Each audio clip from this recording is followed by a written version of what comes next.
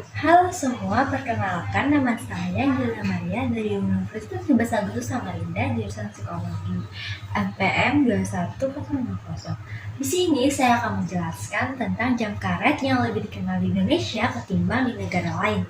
Nah, sebelum masuk ke materi, kita harus tahu dulu apa sih jam karet itu. Nah, menurut Wikipedia, jam karet adalah istilah yang merujuk pada konsep elistas waktu, di mana sebuah waktu yang telah ditentukan bukan merupakan sesuatu yang pasti, melainkan sesuatu yang dapat diundur, dianalogikan dengan direnggangkan seperti karet, sehingga lebih bersifat elastis. Mengapa sih orang Indonesia itu identik dengan budaya jam karet ketimbang budaya lain? Menurut Edward sendiri, ia membagi konsep waktu itu menjadi dua, yakni waktu monokronik dan waktu polikronik. Nah, penganut waktu monokronik ini menganggap bahwa waktu itu berjalan lurus dari masa lalu ke masa depan, sehingga mereka itu menekankan kesegaraan waktu, dan sebaliknya, penganut waktu polikronik ini menganggap waktu itu sebagai putaran yang kembali dan kembali lagi secara berulang. Akibatnya, mereka menjadi lebih santai dalam memperlakukan waktu. Nah, di sini dikatakan menurut Dedi, itu masyarakat Indonesia cenderung itu menganut konsep waktu polikronik. Masyarakat Indonesia itu masih sering menunda pekerjaan atau pertemuan hingga akhirnya terlambat. Hal ini juga dikenal dengan istilah jam karet.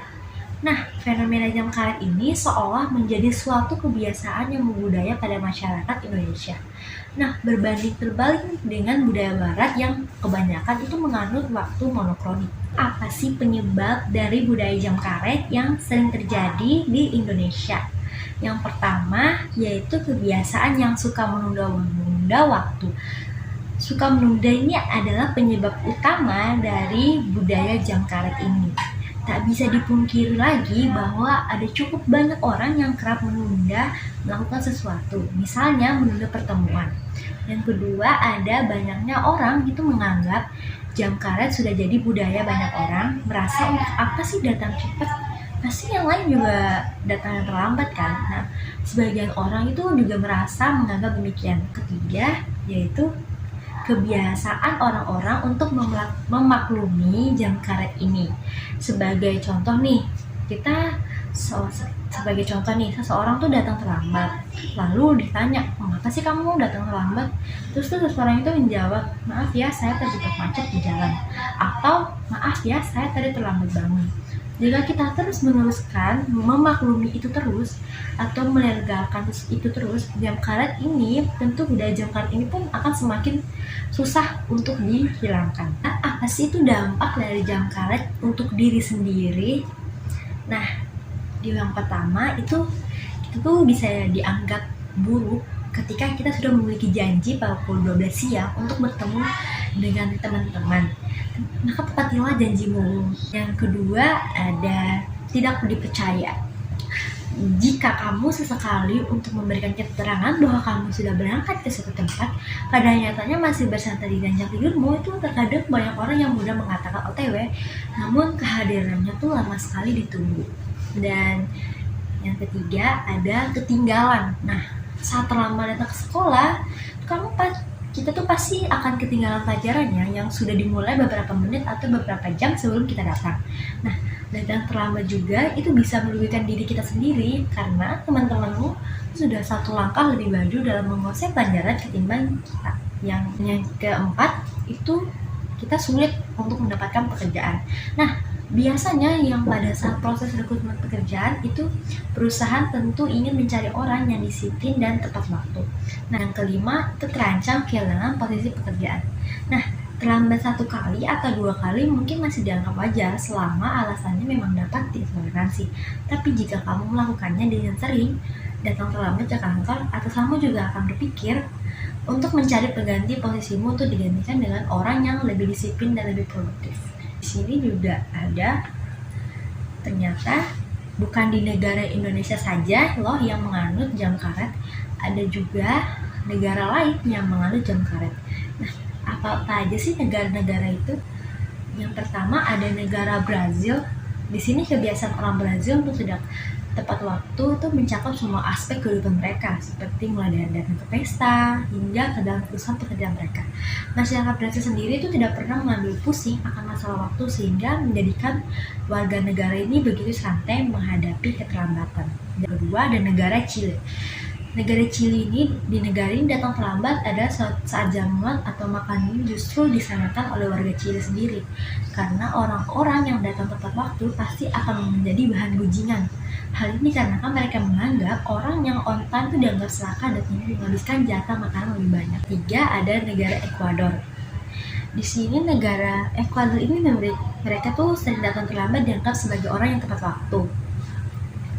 Hal ini juga disebabkan orang Ekuador itu termasuk orang yang tidak terpaku dengan waktu, sehingga mereka yang telat 15 menit atau bahkan hingga 30 menit masih dibilang on time. Bahkan hampir semua hal di negara Ekuador itu memiliki keterlambatan, dari mulai jam kerja mereka, pernikahan, pesta, hingga jadwal penerbangan sekalipun.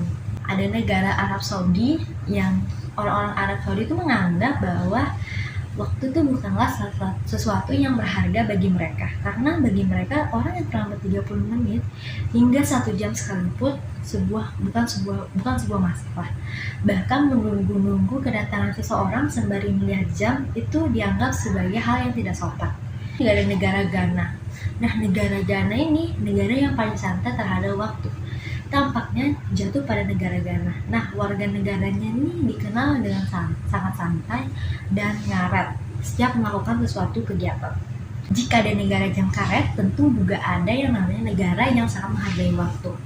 Nah, negara mana aja sih yang sangat menghargai waktu? Nah, yang pertama di sini ada negara Jepang. Ya, sudah tahu lah ya, Jepang itu terkenal dengan penduduknya yang sangat disiplin dan menghargai waktu. Keterlambatan sedikit saja mereka bisa menjadi kesalahan fatal di negara ini. Dan yang kedua ada negara Swiss. Nah, orang Swiss itu beranggap bahwa ketepatan waktu adalah cara mereka untuk menghargai orang lain. Ada negara Korea Selatan. Korea Selatan itu budaya tergesa-gesa, mereka sudah mendarah daging pada kehidupan masyarakatnya. Nah, antropologi dari Kim Chong Son itu mengatakan bahwa kecepatan adalah faktor utama yang mendulang di Korea Selatan, sehingga bisa mencapai kemajuan dan industrialisasinya dalam waktu yang singkat. Yang keempat ada negara Jerman. Nah, orang Jerman itu memprioritaskan waktu atau ketepatan waktu lebih dari apapun. Keterlambatan sedikit saja itu tidak bisa ditoleransi oleh mereka. Kita juga di sini ada bagaimana sih cara kita untuk mengatasi jam karet ini. Nah, kita bisa memulainya dari diri kita sendiri, membiasakan mengikis sedikit demi sedikit kebiasaan menunda kita. Bila biasanya datang terlambat 10 menit, maka kita bisa kurangi menjadi 5 menit, lalu menjadi 1 menit, dan lalu menjadi tidak terlambat sama sekali. Ya, memang meninggalkan sesuatu aktivitas yang lama itu membuat kita sulit untuk menjalaninya. Tetapi semua perubahan itu butuh proses ya kan. Nah, di sini juga ada selanjutnya adalah membangun budaya untuk tepat waktu setiap hari. Semua kegiatan direncanakan dan dicatat waktu. Bila menghadapi orang yang sering tidak tepat waktu, buatlah tentang waktu yang lebih panjang, kemudian sekali sentil kalau sudah menunggu. Oke, segitu saja hasil dari materi saya. Mohon maaf bila ada salah kata. Terima kasih and bye-bye.